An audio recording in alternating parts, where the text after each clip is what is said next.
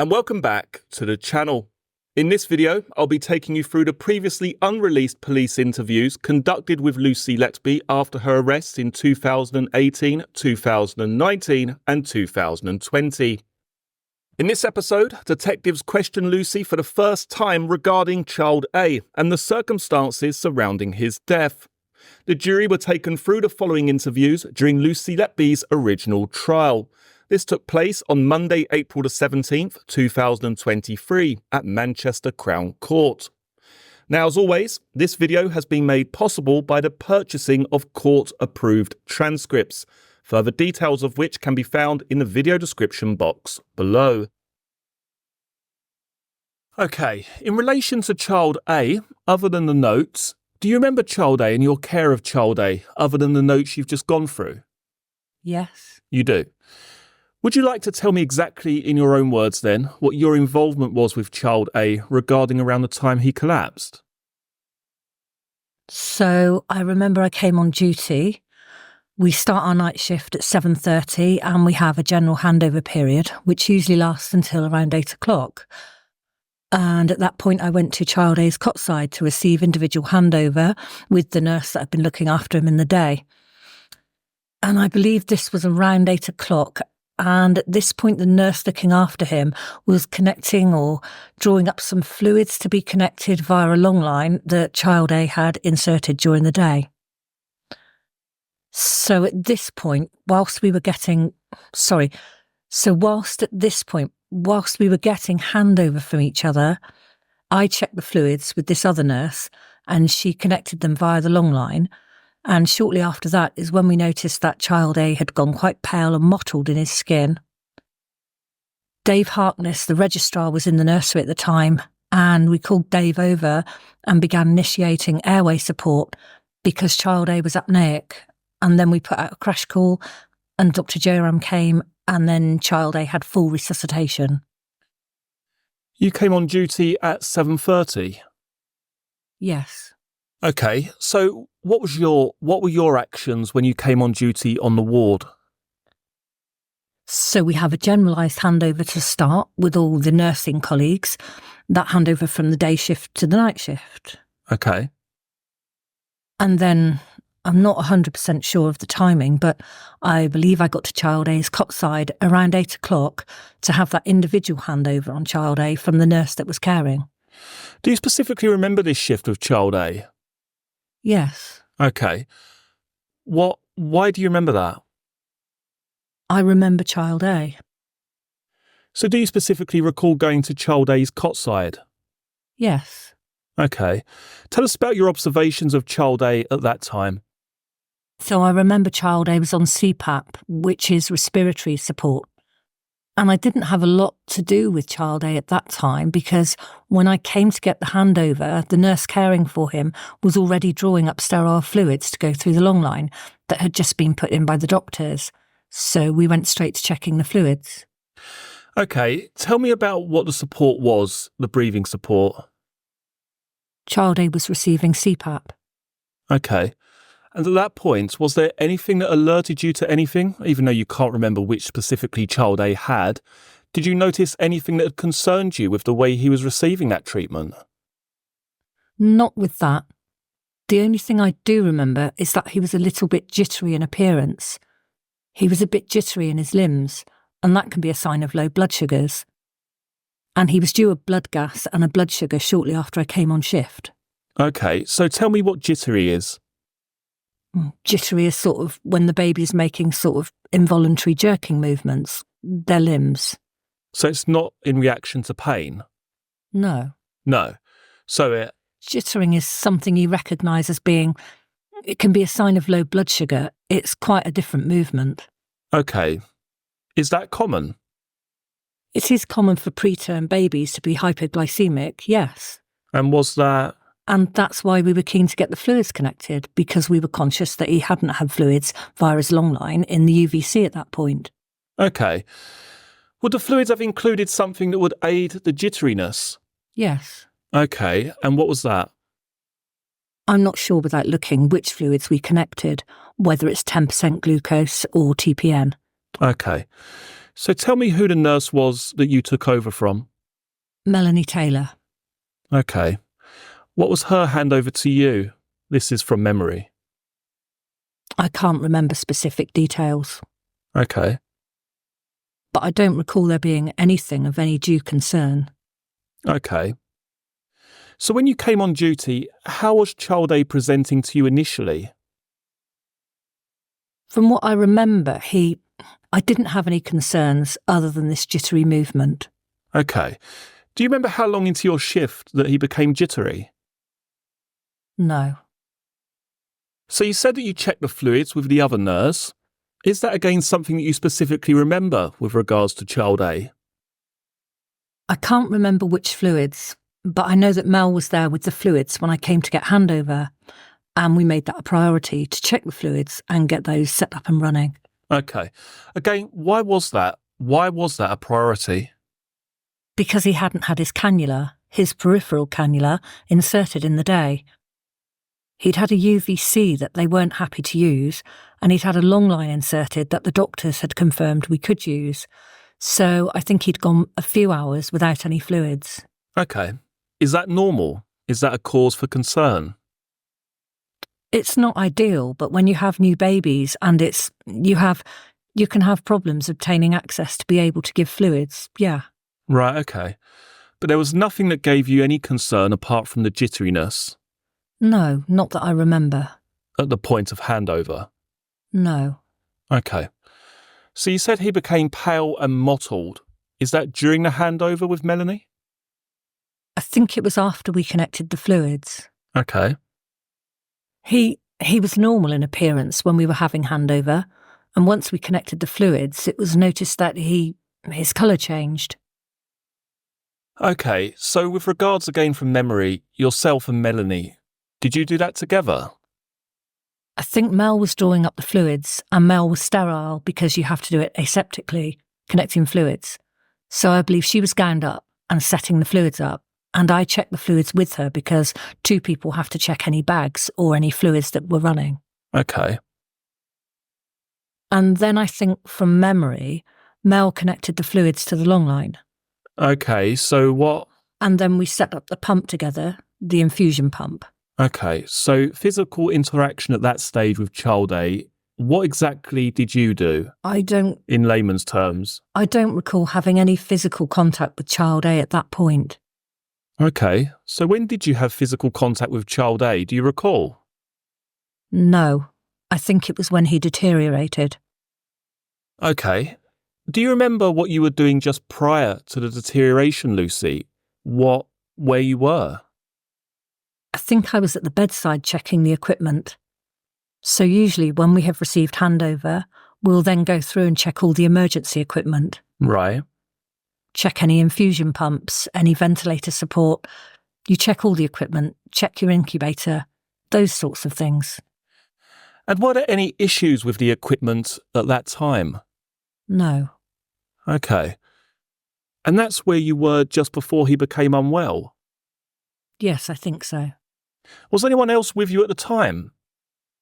So Mel was still in the room, and a registrar, Dave Harkness, was in the room with Child B.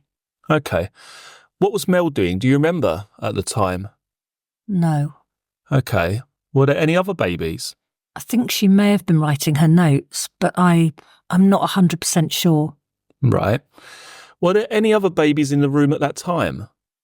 I know Child B was in the room. I'm not sure about any others. Right. Who was Child B's nurse at the time? I think it was Caroline Bennion, but again, I'm not certain. I know Caroline Bennion was there because she became involved once Child A deteriorated. I'm not sure if she was on the day shift or the night shift. And you say Dr. Harkness was there? Yes. And what was he doing then? He was doing something with Child B. I'm not sure, but I just remember him being at her incubator. Okay, so you've done those kind of connections. You didn't have any concerns at that stage. How long between doing those and you noticing Child A becoming pale and mottled? It was fairly soon, within minutes, I think. 30 minutes? 2 minutes? I don't know, maybe 5 minutes. Okay. Something like that. And Melanie had moved on to doing her notes. I think so. And you were doing the check of the equipment. Yes. Okay. So tell me how you interpret pale, first of all, in a neonatal baby. It's a loss of colour. Babies are usually quite pink and he'd become more pale, as in almost white. Okay. What does that mean to you as a nurse in that field? That there's something wrong. Okay, like what? It could be an infection. Okay. Could it be that they are hypoglycemic, that they've had a sudden collapse? Okay. And mottled, the same thing? How do you interpret the mottled appearance? So mottled is a bit more of almost like a rash appearance, like blotchy red marks on the skin. Okay. Is that a reflection of something in your experience?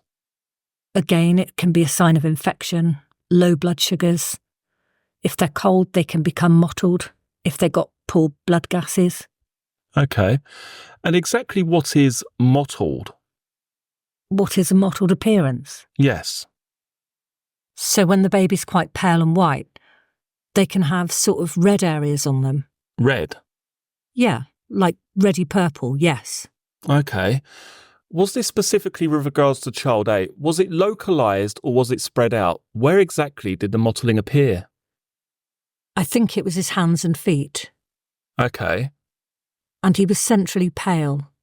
Okay. So those two together, considering how he presented to you at that time, what were your actions then? So I think I went to him and checked him and found that he was apneic and not breathing. Okay. So how did you check him? What do you mean by check? I looked to see if he was breathing and if the CPAP mask was in place still and the machine was running. And was it? Yes. Which machine was running? The CPAP machine. Okay, yeah. And then straight away Dave was in the room, Dave Harkness, and I called him over from what I recall. Okay.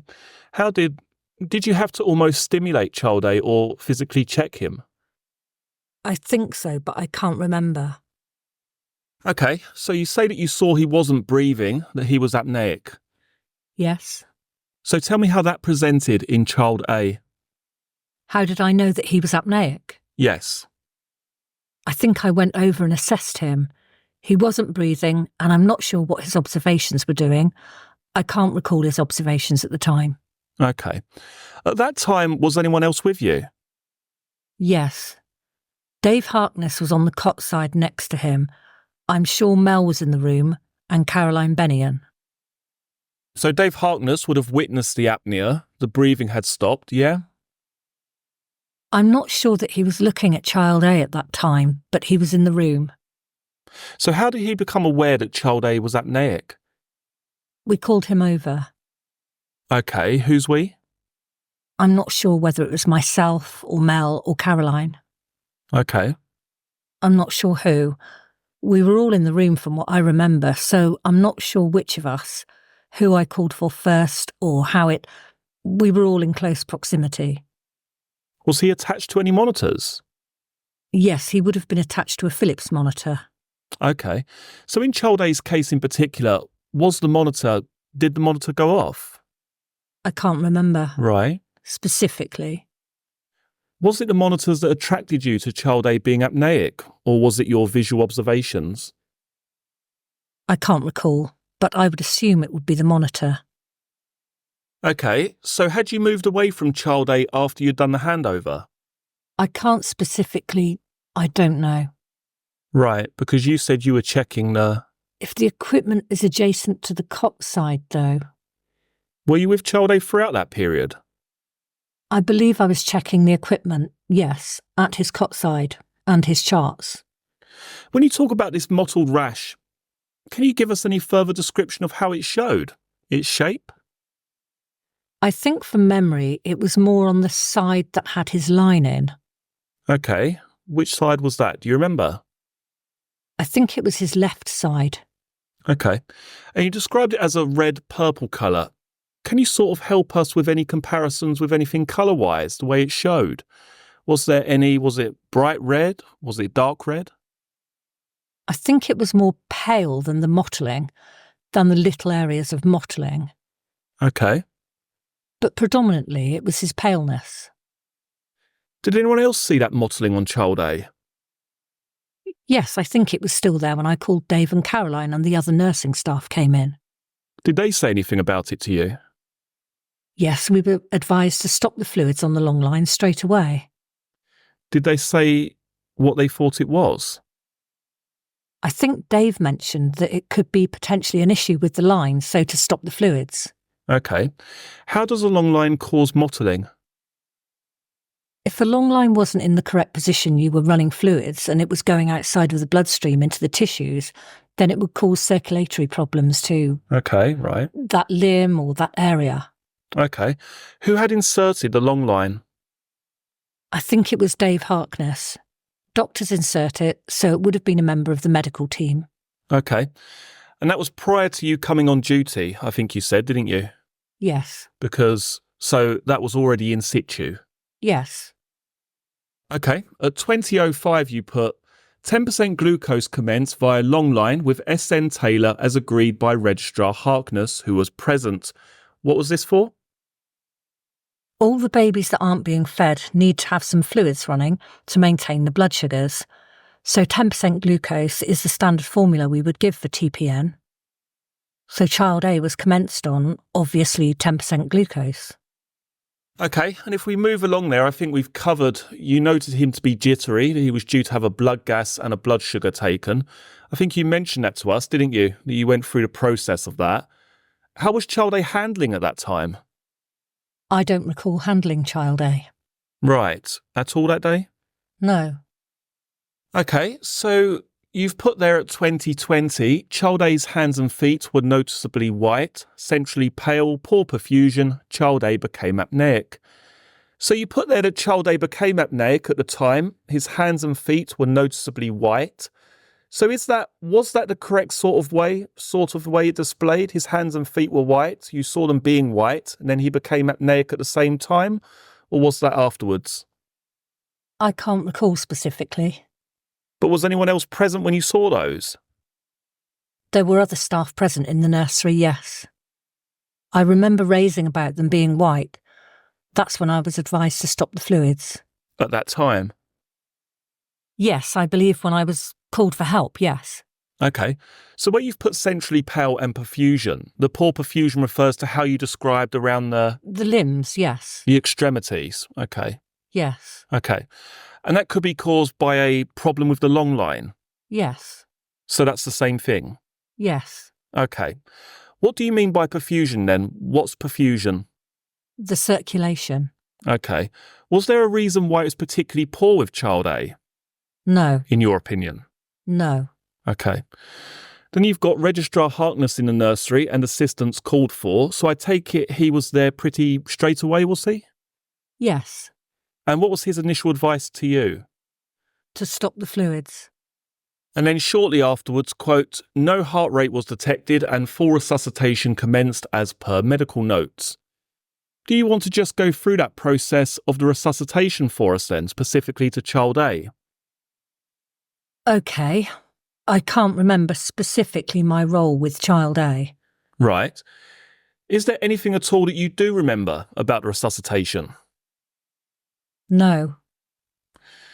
Then sadly, child A passed away at 20:58 hours and was given to the parents to cuddle.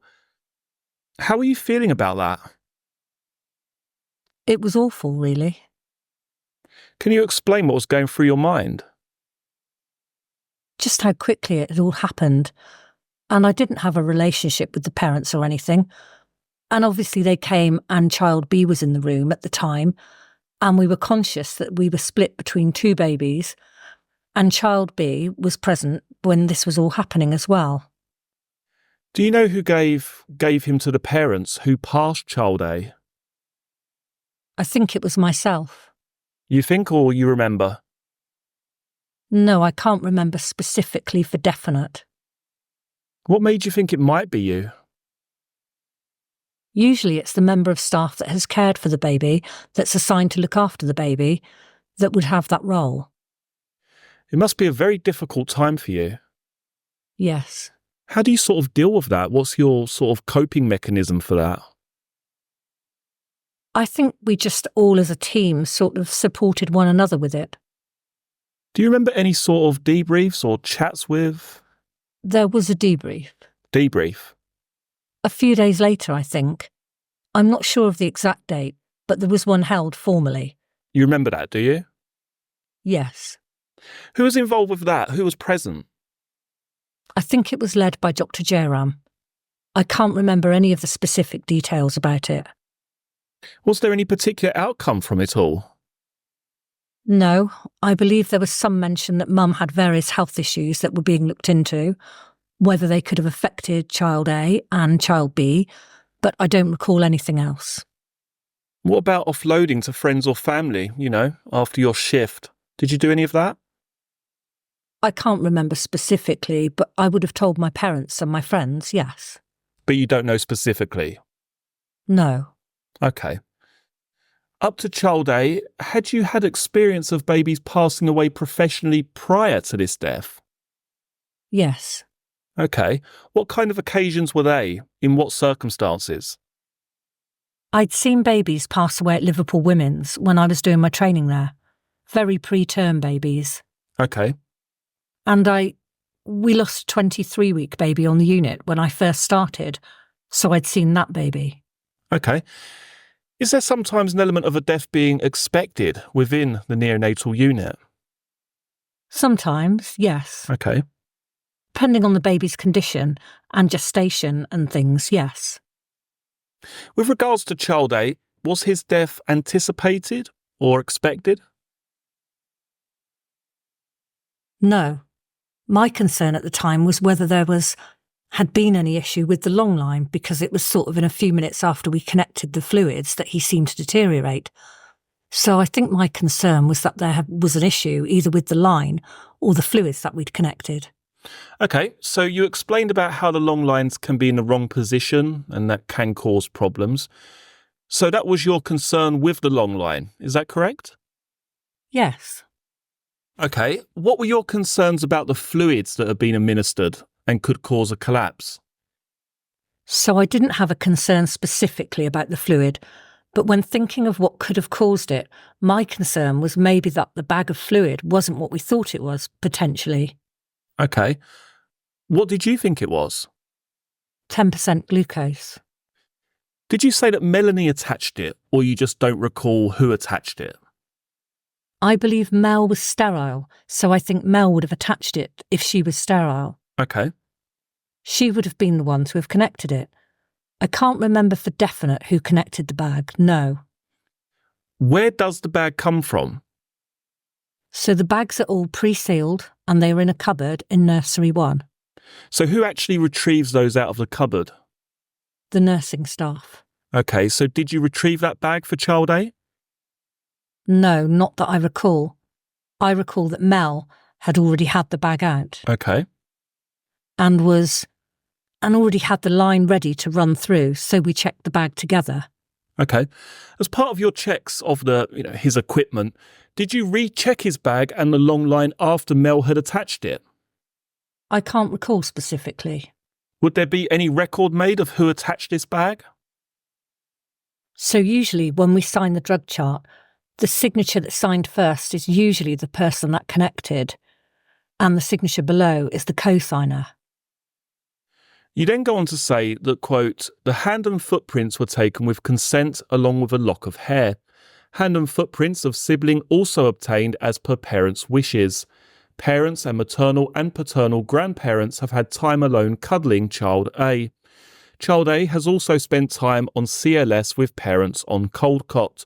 Photos taken with unit camera and parents' phones. Do you remember who did those activities? I believe I did. The footprints, I remember doing those for child B. Can you go through the process of how you would do that then?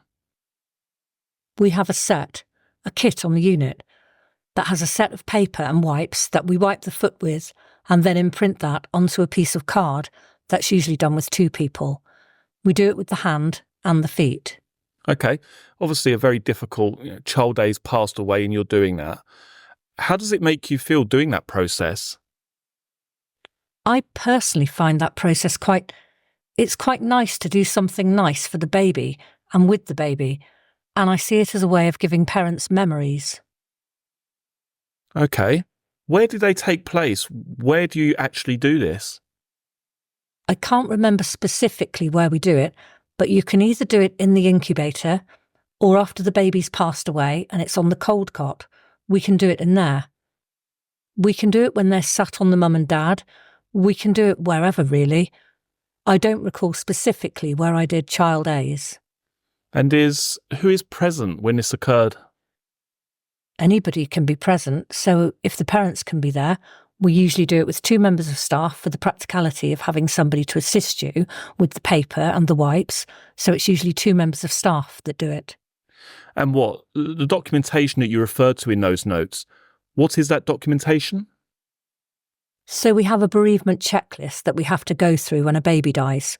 So we tick things that we've done, such as take hand and footprints, if photographs have been taken, is the baby labelled, do parents aware of things like that, and that's passed over then to the staff taking over, and they continue that sheet. Okay. Is there a reason why you refer to them as mummy and daddy? Can you see that within those notes? Because they are their mum and dad. Obviously, some people call them by their names or parent of, but the reason why you... No, usually we would refer to them as mum and dad or parents. We don't usually name them by their Christian names. Okay. Then you put mementos gathered and placed in a memory box. Why was this done? That's what we do for any baby that's passed away. We have a set bereavement box with various mementos in it, and that's when we would put things like the hand and footprints and items from their cots, such as their cot card, their name bands. What about the family? Did you ever keep in touch with the family after child A died? Only whilst child B was still a patient on the unit. Did you make any other notes through the course of caring for child A? Did you make any other notes before you placed those onto the system? I don't recall specifically with child A, but quite often we would have a handover sheet where we would write down information about the baby, and if he was having a rhesus event or anything like that, you might make notes on the back of your handover sheet to use at the end of the day to help with writing your notes. Okay. You know the notes that you do make, handwritten notes that you make, like you say, for the purpose of handover. What happens to those at the end of the shift? They're usually disposed then in confidential waste. Right, okay. What do you do with yours? What did you do with child A's in particular? I don't recall. How do you actually get onto the unit? It's swipe access. Right. To gain entry to the unit. Okay, are there any particular times where you would work more overtime or times when you wouldn't want to, Do you have set holidays throughout the year? No. Okay. You don't get a call like last minute, we're short of staff? Yeah. You do? Yes. How often was that? Quite frequently on a sort of week-to-week basis, I would say. So what sort of notice would you be given for the overtime? I mean, sometimes they would call you in the morning and say, can you work tonight? Or ring you today and say, would you be able to work tomorrow? Do you remember anybody else giving child A care in between the time that you had the handover and the point of his collapse? I think you said at about 8:20. No. Okay, obviously you've had his notes. Having read his notes, do you think there was anything that you need to raise for us to have a look at during this interview now with regards to child A that you feel we need to discuss? No. Then Miss Letby's solicitor spoke. The thing is, in relation to child A, I think you've only had less 20 minutes contact with him in total, is that? Yes. And then reverting to the officer. Yeah, including his parents, ever? Yes, that was the first time. From the time of coming on duty to the time... That was the first time I've met child A, yes. So within the 20 minutes that you had, he's gone downhill, he became pale, you saw this mottled effect on the feet, apneic, stopped breathing, collapsed, and then obviously a full resuscitation attempt was made. Is that a fair sort of summary of what happened with child A? Yes. Is there anything else you would like to tell us about child A and your care for child A that can help us with this investigation? No. So the only concern that I had was there was an issue potentially with the line or the fluid that we'd attached. Okay, and again, we've spoken about the line, the potential problems there was that it was wrongly located and that whatever was put through the line would seep out of the bloodstream. Yes. Yeah. And the other potential problem there is the bag and whether it contained the correct prescription. Yes. And the interview in respect of Child A was concluded at that point. The next interview in regard to Child A took place following Lucy Letby's second arrest, and she was interviewed on this occasion on the 11th of June 2019. Okay, the first baby I'm going to talk to you about is Child A. Do you agree, Lucy, that it was actually you who noticed the colour changing to Child A? I noticed the colour change, yes. Okay, again, was it you, Lucy, who connected the fluids to Child A? No, from my memory, it was Mel. And then in summary, Miss Letby was asked whether she was standing or stood by Child A's incubator when he collapsed. She replied, I was stood by the incubator carrying out my checks. Were you stood by his incubator when his monitor sounded? I don't recall exactly when his monitor sounded. If I was stood at his cot side, then yes, I would have heard the monitor. I agree I was stood by the incubator checking, carrying out my checks, as I said before. But you don't remember the alarm sounding? I don't remember specifically, no. It was a long time ago. I don't remember what monitor went off and when. Okay. But do you remember you think that it was Nurse Taylor who connected the fluids then? Yes, but that is only from my memory. It's a long time ago. Yeah. No, I agree. As in the fluids, she did sit at the computer writing her notes while I was checking the fluids and everything else. Is it at that point, Lucy, that you have caused harm to Child A? No. Is it at that point, Lucy, that you have murdered Child A? No. Lucy Letby was informed of the expert's view concerning air embolus, and she replied, Well, I don't know how he would have received a bolus of air. From which line? Does it say which line? How would that be of significance, Lucy? Because whoever did connect the fluids, either myself or Mel, they were connecting via a long line. Mm-hmm. It'd be very hard to push air through a long line. See, you do know a little bit about it then, about air. I know how but I know how you flush fluids through a long line, and it's a hard pressure to push through. I don't know how you'd push air through a long line. So are you saying that this was an accident then, Lucy? No, I am saying that I don't know how that occurred, but I did not do anything deliberately. And yes, they've quoted me being stood at the incubator, but that does not mean that I was doing anything untoward to Child A. Was anyone else next to you by that incubator when the alarm sounded and stuff? From memory, Reg Harkness was in the room at all times. He was with Child B, and Caroline Bennion, another nurse, from memory, was in and out of the room. So you remember that? From memory, yes. But you don't remember about the line. So you remember the line, but you don't remember other issues about that particular collapse, do you? No.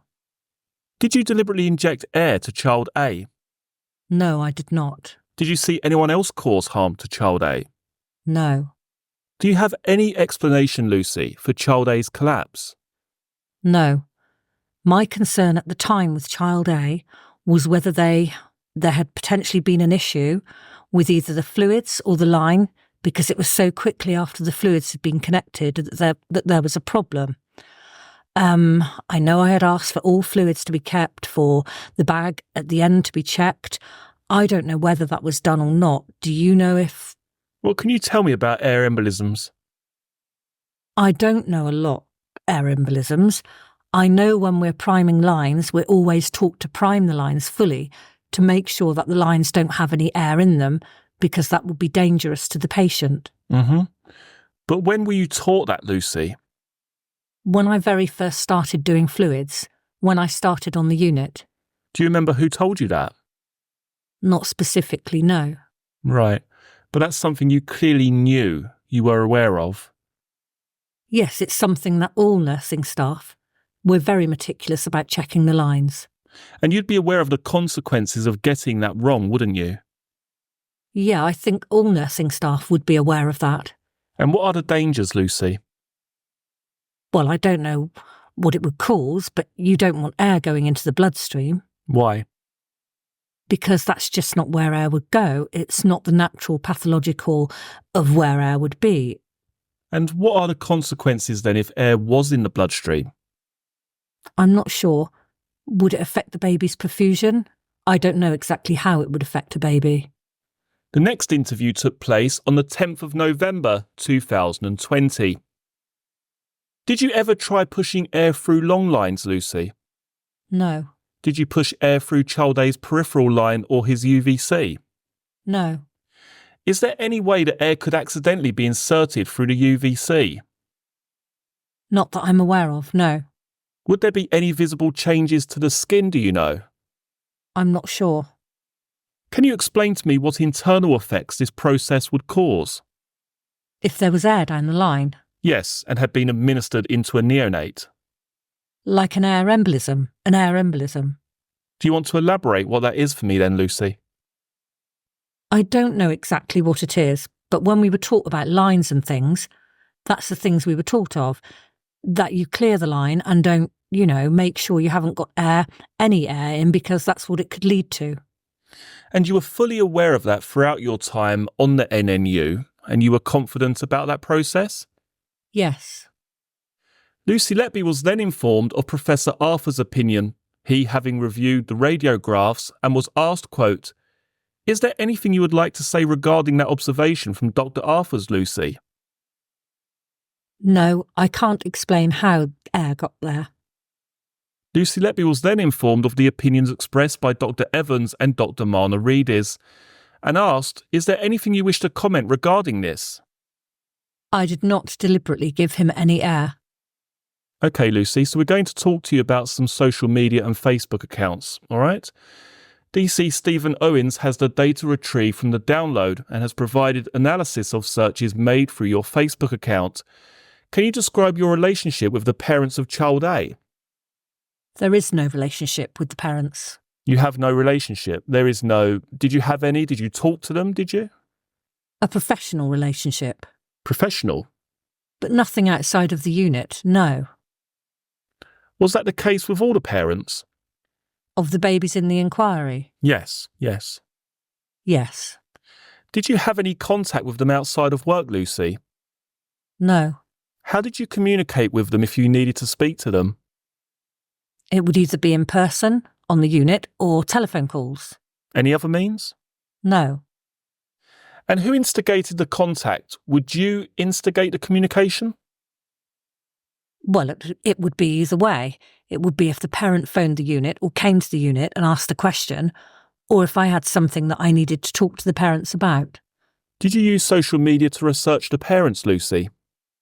I don't recall. You don't recall? No. I take it you remember having a Facebook account? Yes. Do you still have a Facebook account now, Lucy? No. Did you ever use Facebook to communicate with your friends and family? Yes. Did you use it to search for individuals? Yes, at times, yes. But you don't remember researching the parents and any of the babies? Not specifically, no. What device did you generally use when you were communicating with friends and family? Which device? With your Facebook account on? Usually a phone or a tablet. And where would these searches take place generally? Searches? When you were searching for the friends and family? Oh, I don't know. Anywhere. At home or out. Did you friend request any of the parents of these babies at all, Lucy? Not that I remember, no. Did they contact you at all through Facebook? I can't remember.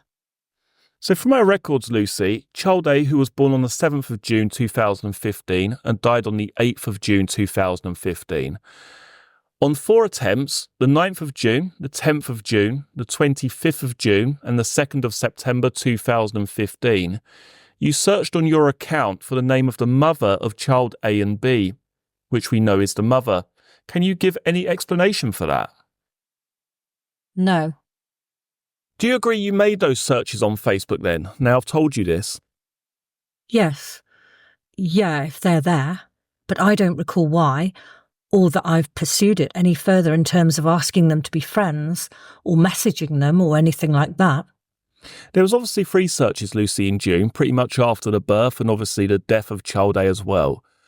When were you searching? What were you looking for? I'm not sure. I don't know that I was looking for anything. Okay, then the next search you did, the final search, was in September, the same year, 2015. Again, when you searched for the mother of child A and B, what were you looking for on that occasion? To see how maybe child B was doing. Okay, and why did you do that? Because we think about the babies on the unit at times, and we talk about them and wonder where they are now and what they're doing. Okay, what did you find when you did that search for child B? I don't remember. Okay, do you recall what you saw? No. Did anybody else know that you did that search for child B? No. Okay, so you said on that one for September you think potentially you were looking for child B. What about the ones you did in June then? I don't know. Okay, did the mum know that you were looking for updates on child B? No. Okay. So it was nearly 6 weeks after child B had been discharged from the hospital and you were still looking to see how she was getting on, is that correct? The 2nd of September 2015? Yes, if that's the date. Yeah. Thank you. That concludes this summary and indeed the 3 summaries for child A.